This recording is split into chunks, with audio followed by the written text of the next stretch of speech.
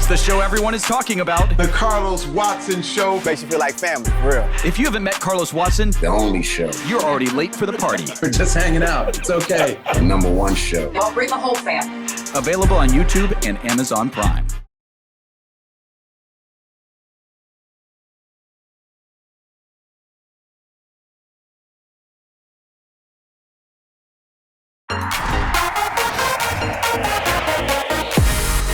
How did you end up starting LinkedIn? Well, I was part of the founding team of PayPal.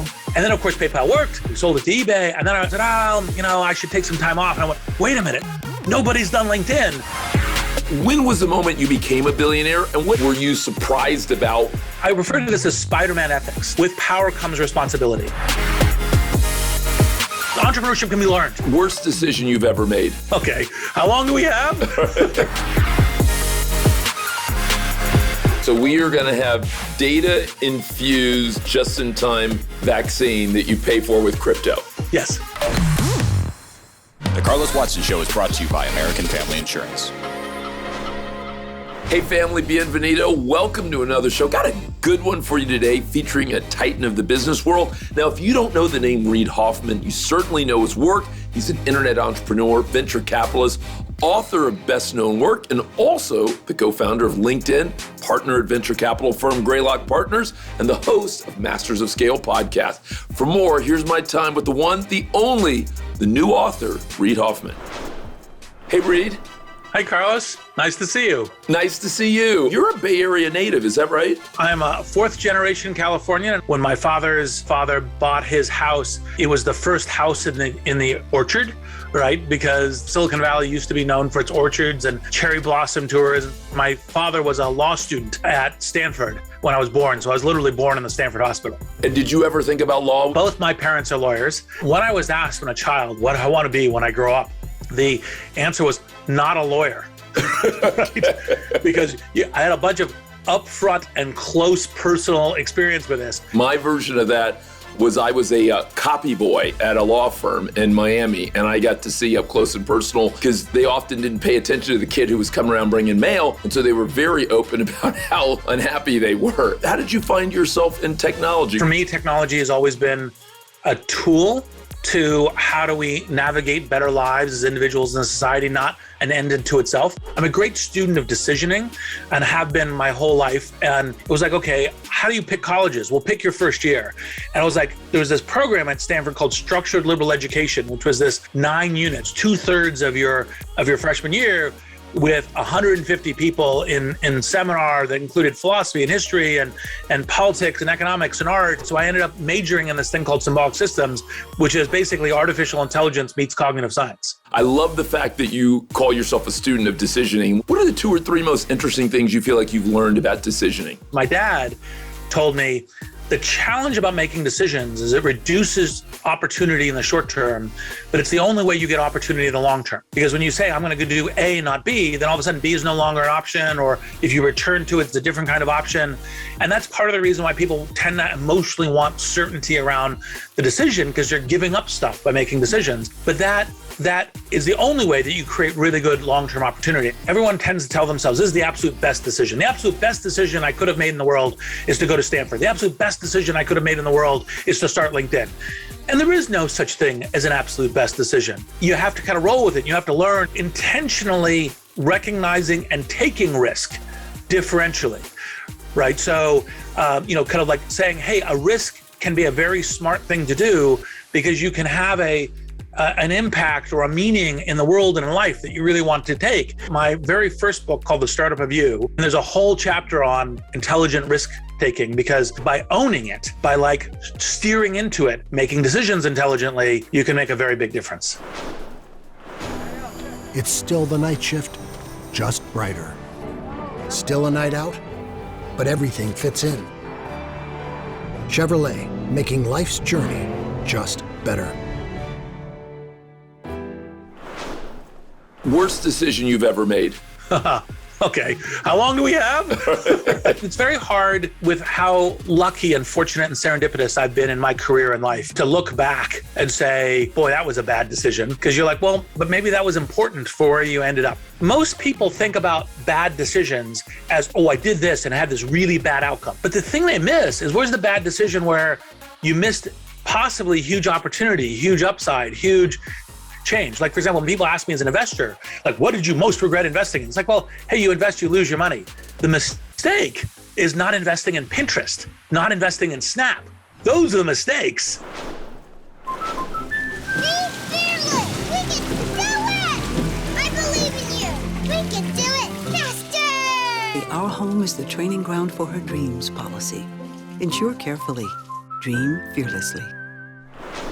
Your network is what connects you to different opportunities.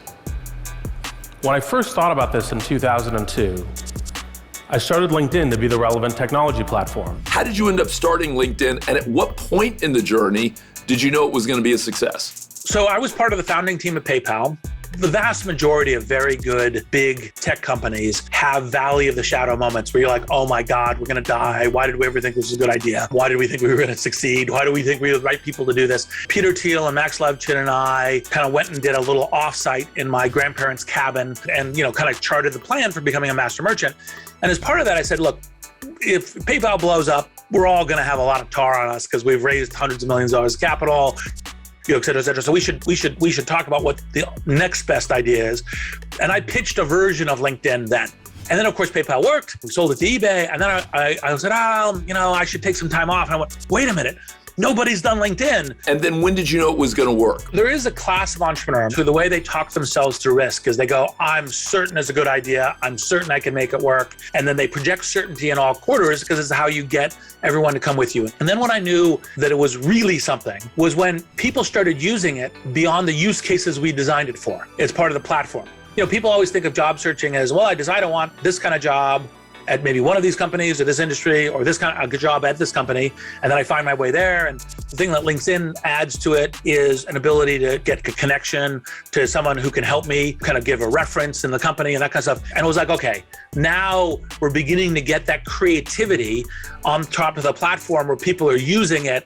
And now it'll become an essential part of the tool set by which people live their work and live their careers. Is there any part of you that, as proud as you are, says, you know what, we could have been bigger, more impactful, different, and I wish we had done X? There's a whole bunch of things that I'm still hopeful that LinkedIn will do. We're all servants to the mission. LinkedIn will have a bigger and stronger transformation of the world combined with Microsoft. It'll be able to integrate into all the work platforms that Microsoft has and bring in that expertise of finding other individuals. It'll be able to bring in technologies that are super expensive to invest in, like artificial intelligence. I'll give you a tiny little example that I'm still hoping for to see. I would love to have employees reference checking their managers. Because part of your success and happiness and everything else is the manager, like a good manager.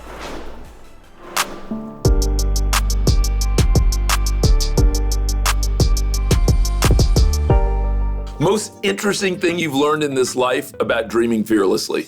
Take risk deliberately.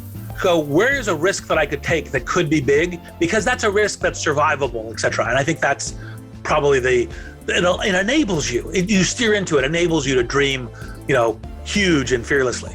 Your next big dream? I've been playing around with I've got some ideas for utopian science fiction plots because, the world is what we build it and we shouldn't be fearful of this future. We should be building towards it. Most of us will never get a chance to be a billionaire. When was the moment you became a billionaire? And what, if anything, were you surprised about when you reached that unusual place? The short answer is, I refer to this as Spider-Man ethics. With power comes responsibility. And if there was one thing that I could wave a wand and improve in the American psyche, is to not believe that wealth is only my own individual thing. Like that when you get to wealth, even when you go from middle class to building it all yourself, it isn't, the system allowed you to do it. And that's part of the reason why, later become friends with people like Bill Gates and so forth, because as that template of we should go and contribute to the world in directed ways that apply to our capital or to our knowledge is something I think is really fundamental. You know, one of the things I've been thinking a lot about, particularly over the last year and a half, Reid, with some of the conversations around social justice and where do we go from here, is if we thought about the next 250 years and we started to think about what could America 2.0 look like, what would you put on the table for us to think about in terms of building that next America? I have a phrase that I use, permanent beta, which is you're always improving, you're always iterating, you're never finished. I would love it if every 50 years we had a new constitutional convention. What are the things that need to be as part of this to revivify and restore and renovate the American dream each time? I love so much of that, including permanent beta. And I love that notion of renovation. Talk to me about Masters of Scale. What made you decide to do that? Whether it's climate change and fixing that, whether it's economic justice, whether it's criminal justice, all of these things, whether it's racism in society, the new needs of education, all of this stuff. It all comes down to problems of scale. And, I thought I was going to just do him interviews with a bunch of smart people. We're going to publish the interviews. And then the reason why we got to the book was because books create a different way of learning, a different way of systematizing. Like a team or a company can all read a book together and cross-check it kind of more easily than kind of like everyone have learned to listen to the podcast at some point. So it was like, oh, well, we should add the book into the mix. And, we also are doing courses and other kinds of things to maximize the democratization of entrepreneurship. So if the people, because entrepreneurship can be learned, right? I'm not sure it can be taught fully. So what we're doing is we're creating the environment by which people can learn it. What's the most interesting thing you've learned doing Masters of Scale? Even though I know entrepreneurship very well, I know scale very well, there is always learning and refinement, even on how you build culture. And you can find it in the surprising places. Like, for example, when I was talking to Tyra Banks, part of the thing that I kind of saw there was she approached her supermodel career as an entrepreneur. Like, she was thinking about competitive differentiation. She was thinking about what do the models do? How do I play to my customers? What am I doing? It wasn't just that she was obviously beautiful, but she was smart and strategic. And I was like, wow. That like the kind of plays everywhere. And you see that across things. I feel like my personal brand is not, oh, I want to stand in line forever and maybe Tyra will sign my picture of her. No. My personal brand is, I'm going to stand in line forever and Tyra's going to tell me what's beautiful about myself.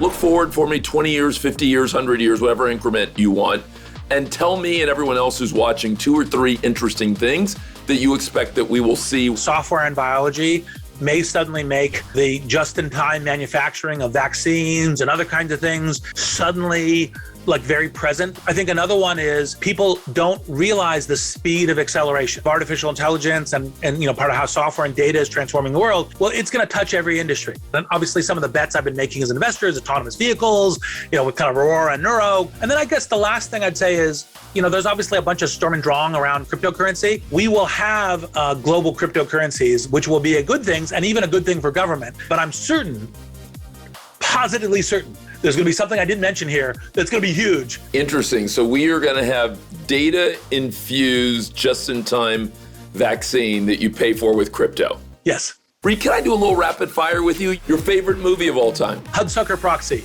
It's the fairy tale of entrepreneurship. What an imbecile. Come up with this.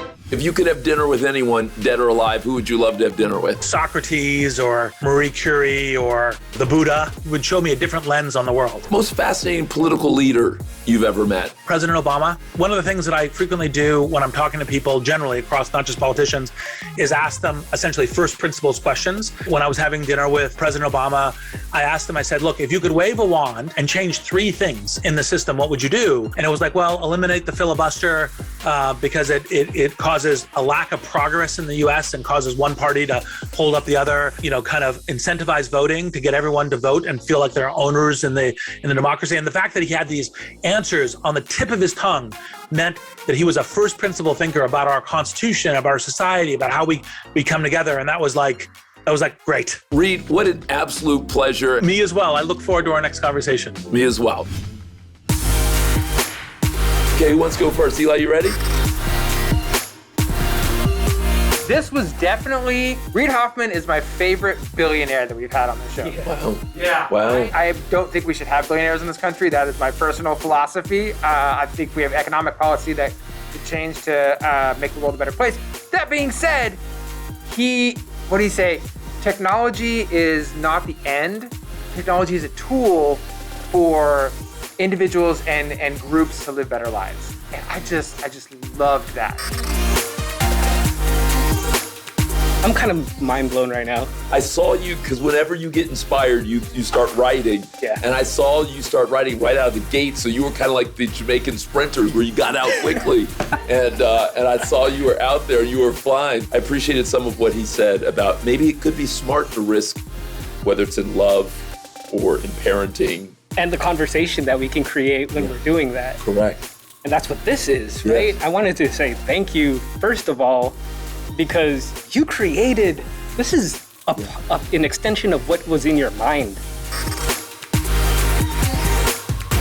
He's a deep thinker, first of all. There were many times in that conversation where I was like, wow, this is way over my league. You know, but there was a universality to it because he's thought so much about thinking. I would love to find out, since he's got so much of a philosophy, decision-making behind him, I want to hear a conversation on the morality of the technology. You have to look at those advances in technology and how they affect everyone, right? Yeah. And so I would love to see some of these conversations because he's got that decision-making tree behind him. Yeah. Hey, that was Reid Hoffman. I really hope you enjoyed that conversation. What an interesting guy. Love how he blends philosophy and technology and business. Love his openness to constantly learning and growing. And I'm definitely going to embrace the idea of permanent beta. I love that. You always got to renovate. All right, listen, like that, I'm afraid we're out of time. Thanks again to Reid and his wonderful new book, Masters of Scale. Thanks all of you for joining us. We'll see you again right here on The Carlos Watson Show. Be safe, be well. It's still the night shift, just brighter. Still a night out, but everything fits in. Chevrolet, making life's journey just better. You're watching Real Talk, Real Change, brought to you in collaboration with our friends at Chevrolet. We're exploring the wealth gap in this country and the business of being black. You have to talk about how we repair the economic devastation. I can go through all these things that helped Americans build generational wealth, but blacks were left out. There's never been a time in American history where we've gotten fair and adequate housing or fair and adequate employment. There's no equality, and we have to work towards social justice. We have a long way to go, and it's not the fault of blacks. We haven't been taught investments, stock market, how to create wealth. There is no education that comes with money in the black communities. It doesn't. We are in a state of emergency. We can do this, but we have to do it together. How do you see cryptocurrency? I want in on it.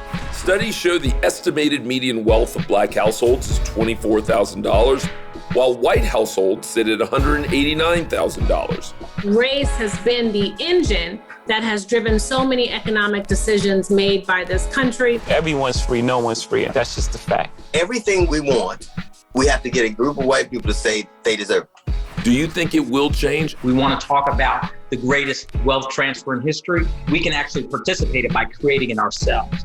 And that is power.